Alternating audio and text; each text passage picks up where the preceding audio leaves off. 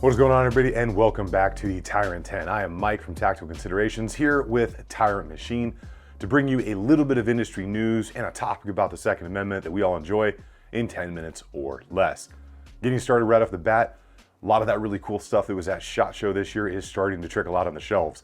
The new Walther PDPs, all of the new rifles and pistols, and some of the gear is going to start hitting the shelves very soon. Always nice to see innovation and new things coming out, so keep an eye out for those things you saw videos and pictures of. They'll be hitting the shelves really quick. And getting into some of the not great news, Remington did just settle a lawsuit that had been going on for several years to the tune of like $70-some million. So not good there, kind of sucks, but they did that so they could stay out of further litigation. Back onto the ammo front, we are seeing a ton of ammo back in stock. 9mm is way back down. Probably not ever gonna see it at the like $200 and $220 it was or it used to be. But at least we can get it on the shelves. I've been seeing a lot of it out there, been buying a lot of it myself, but I still can't get 6.5 Creedmoor. I've had the darndest time getting that. So if you know where to get 6.5 Creedmoor for hunting, let me know in the comments. Otherwise, no hunting for me. All right, now moving right into the topic, and I want you to keep an open mind here. We're gonna talk about choosing a pistol, specifically an EDC. Don't get married to a brand. I know some of us love certain brands, myself included. And here's the reason I say this. As long as you're choosing a reputable company that makes reliable, durable pistols that you can count on, don't get married to a brand, because there are some real things to look at outside of the brand you may think is the best or that you may just have the most experience with that could change your mind a little bit. And we're gonna talk about a couple of those things that I look for right now. Now, the three big things that I'm gonna look for, and I know we're back on the three again, right? How does that feel in the hand? How natural is it to me? What does it feel like? Does it feel like a brick? Does it feel comfortable? Those are going to matter, and that's going to have an overall outcome on how you perform with it to a small extent.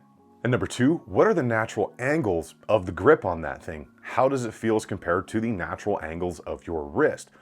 Every manufacturer is going to be slightly different, whether the grip is thinner, whether the grip is thicker, or whether it has a really aggressive grip angle or not an aggressive grip angle, something like a 1911. That's going to have a lot to do with how you're going to be able to run and perform with that out there on the range. And most importantly is going to be how you perform with it, because you may not like the look or you may not like the feel of something over another, but if you can flat out perform to a high percentage better with something over the next thing you may think looks or feels a little bit better, that's probably the one that I'm going to be going with, because that performance is exactly what you're looking for when it comes to pistol choice. Now, why do I say those three, and specifically why do I say performance should dictate the majority of your decision? It's because we're all different. We've got different hands, we've got different length fingers, we've got different size hands, and we've got different angles that our wrists naturally kind of want to be at. So somebody could be really, really good with a 1911 and really, really terrible with something like a Glock. And that just has to do with the differences in how our body wants to work, and then of course how much we've trained and used what we have or have had in the past. And we always want to avoid trying to stick a square peg in a round hole. You've got to find out what is going to work for you, because you could have that $5,000 1911 and not hit the broadside of a barn, or you could do really well with a $350 to $400 polymer striker fired pistol. And this is where we go back to not getting married to a brand. I was never a huge SIG fan until I found the SIG X series. Now I will tell you right now, it feels good, and flat out the performance with that SIG X series, specifically the full size, has been off the charts for me. I naturally picked it up and was able to run and perform with that pistol, not like a lot of others in the striker fired market, which is pretty good. So I just kind of had to get one because I wanted to see if that was something that was going to follow through as compared to, say, the Gen 5 MOS or some of my favorite stuff, which is going to be the 1911s. And at the end of the day, I'm still able to pick up the SIG after walking away from it for some time and perform very, very well, at least to the same level as everything else that I've spent more time training with.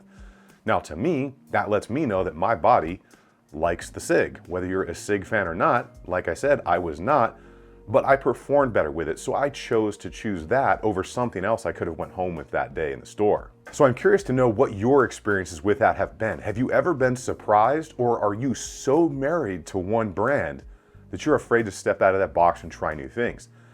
Either way, especially if you're picking up your first, do your best to get these things on the range. Try them out, rent them if you have to, borrow them if you can, and if you can borrow them, see if your buddy will let you have some ammunition too, so you can do it all for free. But that's really gonna give you the opportunity to find out what you're gonna need, what you're gonna want, and where that performance is gonna marry with what you can afford.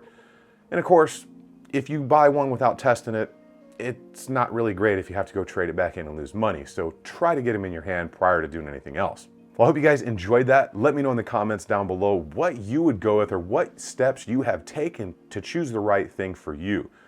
Make sure you guys get subscribed and let us know what you want to see next on the Tyrant 10.